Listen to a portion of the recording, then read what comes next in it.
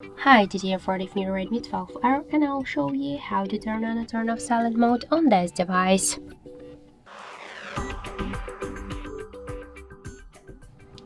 So we got a couple of ways how we could do that. Just the first one is the simplest. You should open the settings, tap to the sound and vibration, and you'll find here silent mode switcher. Click on the switcher to activate Wi-Fi silent mode or to turn it off.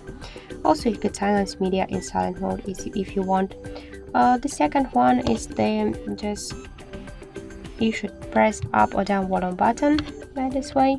Click here to this bell icon. Now it's switched to the cross bell and we could see that the silent mode is on.